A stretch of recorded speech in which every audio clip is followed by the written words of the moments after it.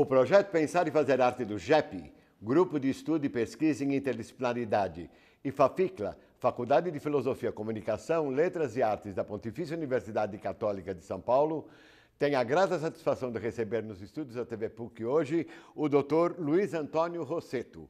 Luiz Antônio Rossetto foi operário, trabalhando aos 13 anos em tipografia. Nós vamos falar disso depois.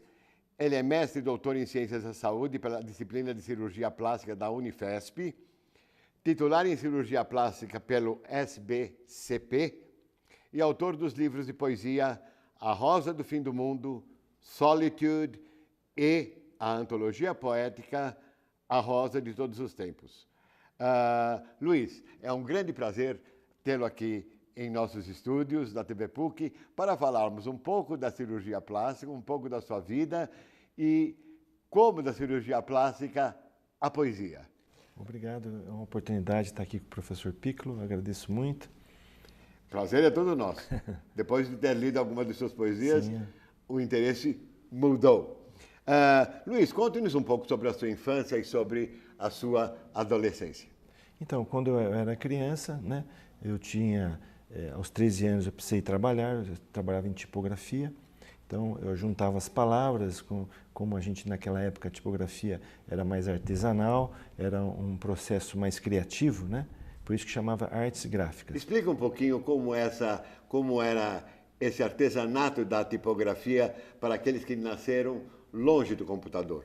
É porque hoje tudo no computador fica tudo mecânico, né? Fica uma coisa óbvia. Naquela época você catava as letras, né? E em cada caixinha tinha esse seu tipo e montava, e tinha que ter uma visão mais artística, né? Do produto do layout também.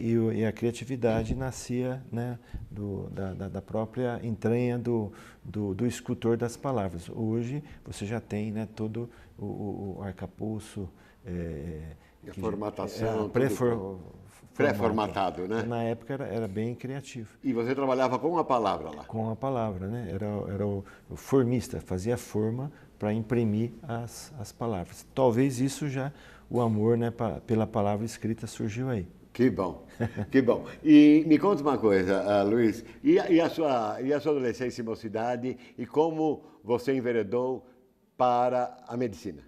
Então, em relação às oportunidades que a vida dão, né? Então eu fui estudar, e a parte biológica, da áreas biológicas me atraiu, então, e também tem o destino também que deve estar escrito nas estrelas. Então surgiu a oportunidade de fazer medicina, e como assim, o divisor de águas, comum é o ser humano, então você tem gostado do ser humano, então eu fui por essa área, porque é uma área que você se dedica ao ser humano, né? E da medicina para a cirurgia plástica? Aí também a parte da forma estética, de gostar de arte, das formas humanas, né? Então você caminha por um sentido mais sublime de querer ajudar as pessoas na parte também funcional e também da parte estética, da adaptação, né, do ser humano ao seu meio, né, de convívio. E quanto à parte estética, por exemplo, qual é a inter-relação que você vê entre o que você faz num rosto, ou pelo que você acha que deve ser, ou pelo aquilo que o cliente ou a cliente queira, com a poesia? Como é que você interrelaciona as duas estéticas? Então, a estética, ela tem que dar também um reflexo da parte interior de cada pessoa e também da pessoa que a vê, né?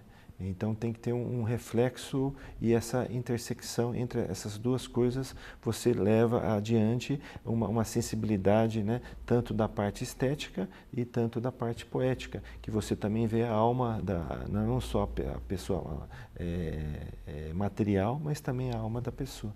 Então, estão interligados. Estão interligados. Quer dizer, Quando você termina uma operação que você acha maravilhosa e quando você termina uma poesia, qual é a diferença de sensações que você sente? Então, a sensação é de um dever cumprido, de você chegar no êxtase, né? Da sua dedicação e é um valor que você tem que você não divide, né, com ninguém. É uma coisa muito pessoal e íntima, né? É diferente de você ser um músico e ter uma banda de rock, né? Você ser um poeta ou ser um cirurgião, é aquele prazer que você não divide com ninguém e é uma coisa íntima que te eleva a alma, né? Que beleza. E que você transmite através da poesia. Da poesia e da cirurgia. E da né? cirurgia. Muito bem. E qual a relação, e qual seria a sua fonte de inspiração em seu momento de criação? Como é que você se inspira? Qual é o seu momento de criação? O que é que você sente? Sente a necessidade de escrever ou você senta e vem à sua cabeça? Um lampejo assim e... Como qualquer área de produção intelectual ou científica, você tem que ter uma base, né? Você tem que ter referências. Então você tem que estudar, você tem que ler poesia de outros autores para você ter uma linha de pensamento, né? E você se ancorar em certos conhecimentos da humanidade. Sim, né? claro. Então, como na cirurgia, você tem técnicas que foram usadas e são atualmente aceitas. Então você cria em cima desse arcabouço intelectual que já é bem aceito. Na poesia é a mesma coisa, você tem que ter essa fonte de inspiração de outros autores, né, para você ter uma base intelectual para avançar. Senão, se você não tem essa base clássica que tem a poesia, você não consegue avançar e você não vai representar nada se não tem essas influências. Como no meu caso, eu tive William Blake, né, que é um poeta inglês do século... Tiger, burning bright in the forests of the night. William Sim, Blake, maravilhoso. Que no Brasil, Carlos Drummond de Andrade, né, como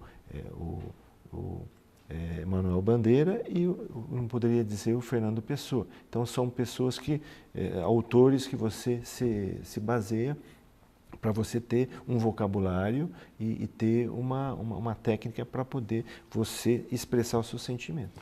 Quanto mais se lê poesia, logicamente, quanto mais se lê, mais se aprende, não é? Mas você capta de algum poema alguma coisa extra que você queira escrever? Quer dizer, ou seria uma reescritura de um poema sob diferentes perspectivas? Então aí você tem a sua leitura poética, você consegue desenvolver a sua sensibilidade e consegue ter o seu estilo, né, com certas influências. Como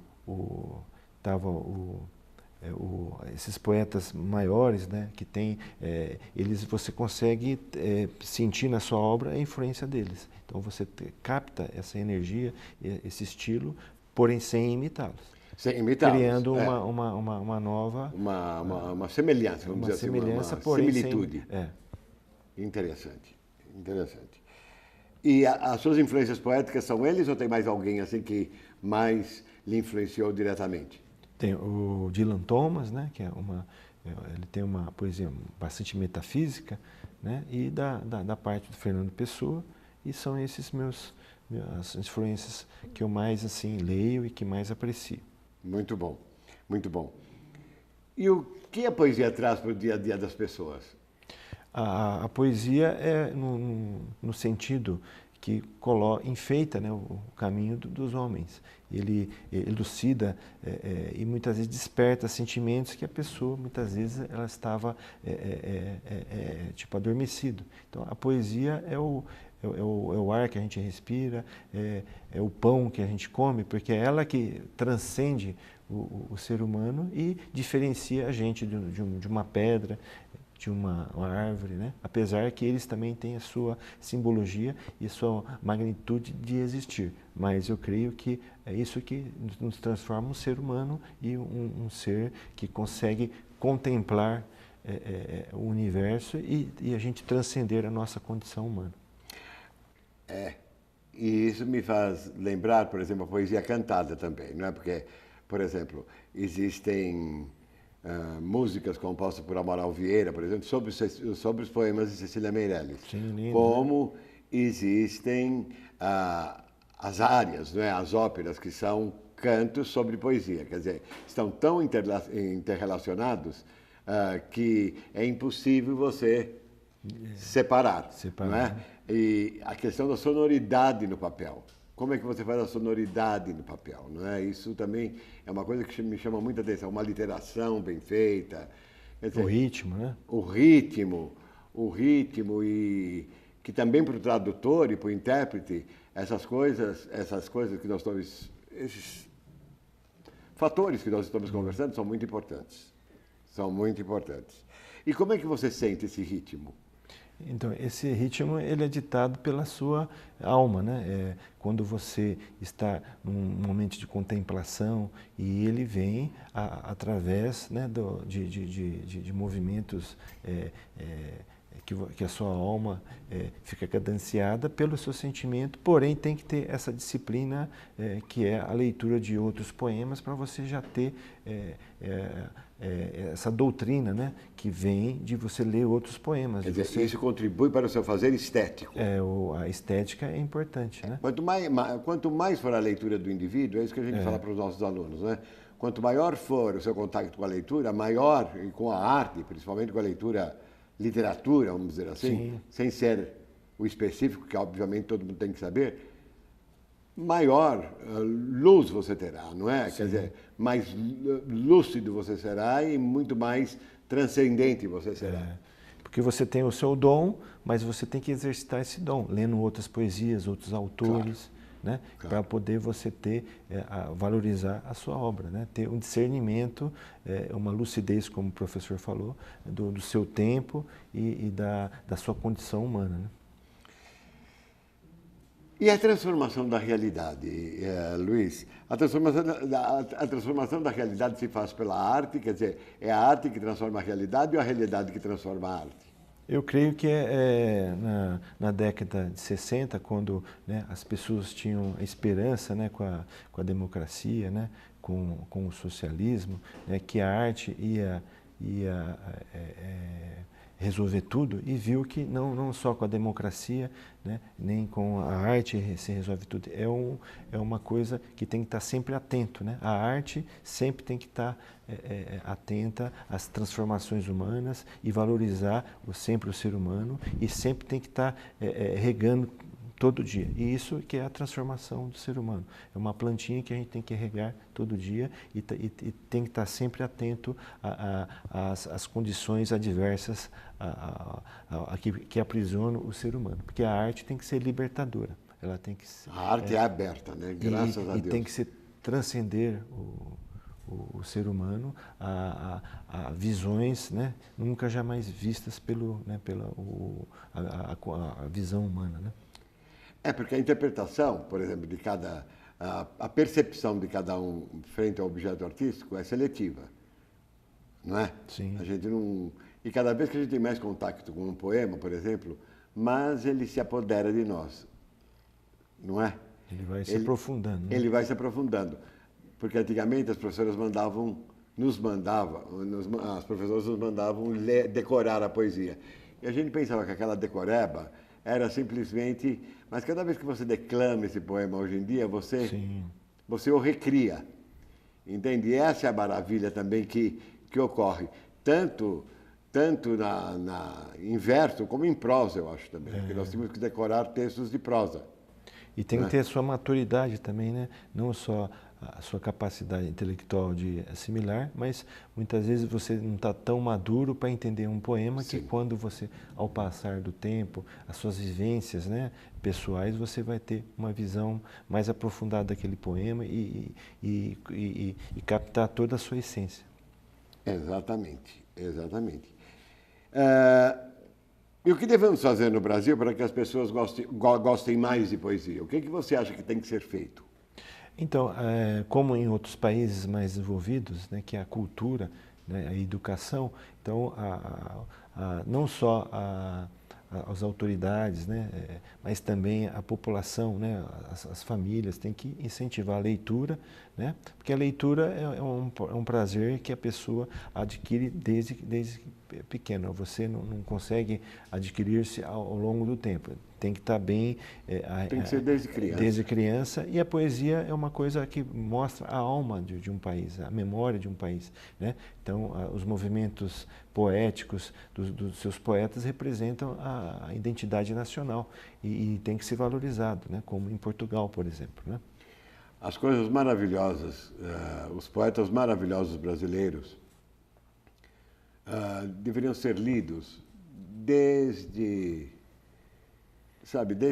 o começo da escola formal e principalmente em casa, né? Porque os pais também não têm o hábito de pegar um jornal, porque na Inglaterra é assim, eu me lembro muitíssimo bem da primeira vez que eu fui, que os pais, após o jantar, por exemplo, pegam o jornal, a criança imediatamente vai para o livrinho de figurinhas com pouquinhas sentenças escritas e leem junto.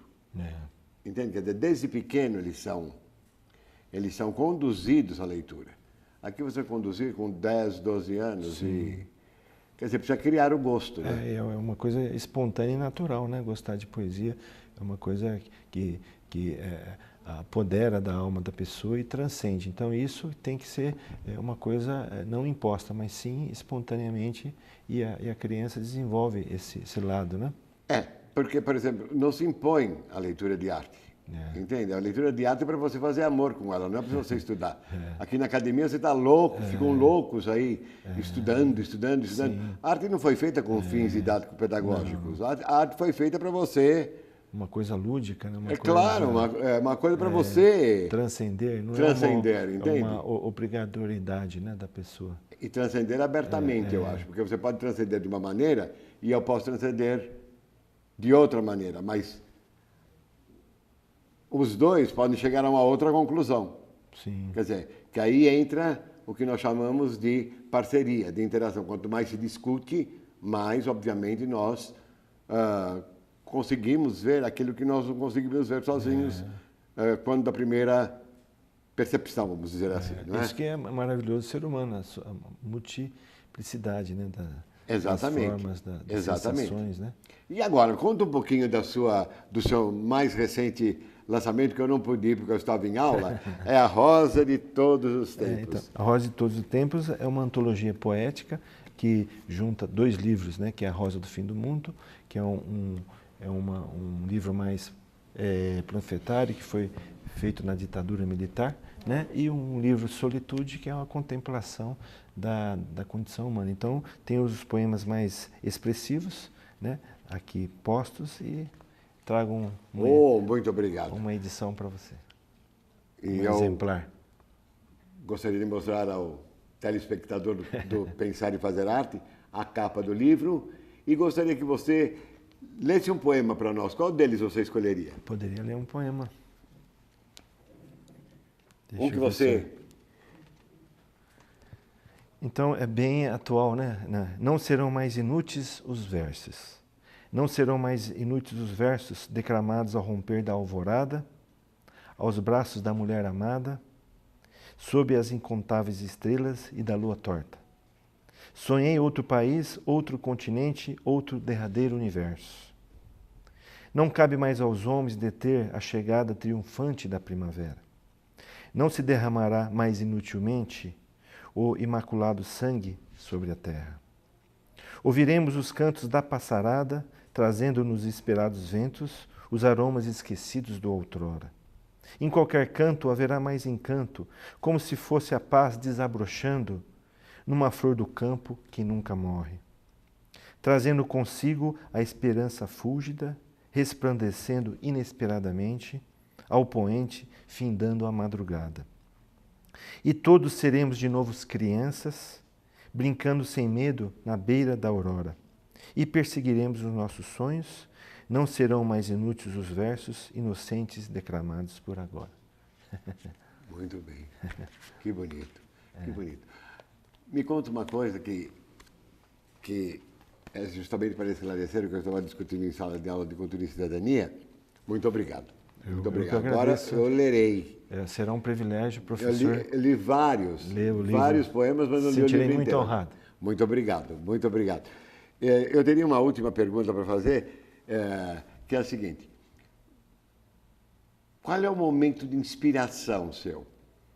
Um momento de inspiração? Isto é, quando você sente e escreve, aonde acontece isso? Então, é uma conexão inexplicável que você escreve e aquilo que vem de repente você consegue expressar totalmente quando vem, Luiz? É isso aquilo. que eu quero ver. Quando é que vem? Isso não tem assim uma explicação, né? Ele vem, né? E você tem que estar preparado para aquele. Mas não é uma coisa prazerosa, porque você perde o tempo de você estar com seus Sim. amigos, num restaurante, Sim. num cinema. Então, é uma coisa. O ato de escrever é um ato solitário, né? É um ato solitário. Mas quando vem essa inspiração em você? Para você escrever uma beleza dessa, quando que vem a ideia e o que que você faz quando vem a ideia? Você tem que ter um papel. Um papel, um lápis, você para e... Porque senão aquele pensamento fica remoendo, né, na sua cabeça até você conseguir extravasar ele. Então é uma coisa, isso é o dom, uma missão, né, que você tem e tem que exercê-la mais dignamente possível. Apesar que nós estamos num país que não valoriza, né, Não, esse país não valoriza a arte, a educação e cultura, nunca valorizou. A linguagem, a Claro. escrita, né? Ele valoriza outras coisas de menor importância, mas isso ele jamais valorizará. Espero que um dia acordem, não é? Sim. Porque nós, sem a arte, somos simplesmente miseráveis. É miserável. Não é? Falou tudo. É claro. Para suportarmos a miserabilidade humana, nós temos a arte. Com certeza. Não é? Então, é o que eu estava explicando para os meus alunos, por isso que eu queria que você respondesse para eles, que não tem momento certo. Vem. Vem, né? O trabalho criativo vem. Ele acontece. Pode ser tomando banho, pode ser comendo, pode ser assistindo a um filme, pode ser num teatro, pode ser numa feira. Em qualquer lugar ele pode vir. Ele vem que nem é um raio, não é? Que vem. E você tem que estar com o seu coração aberto e preparado você lendo outros autores, você está preparado para transcrever para o papel o seu sentimento e com estilo e respeitando as normas que é da língua portuguesa. Você tem que estar todo preparado para isso. E entendendo da estética, né? Para pôr uma obra que seja original e seja sua, do seu estilo, né? E o poeta é um fingidor? Sim, ele finge, né? Como dizia o Fernando Pessoa, né? Então, os versos, eles têm que ser lidos, né? Ele não é o dono do verso, né? Ele acena para a humanidade e passa os versos, né?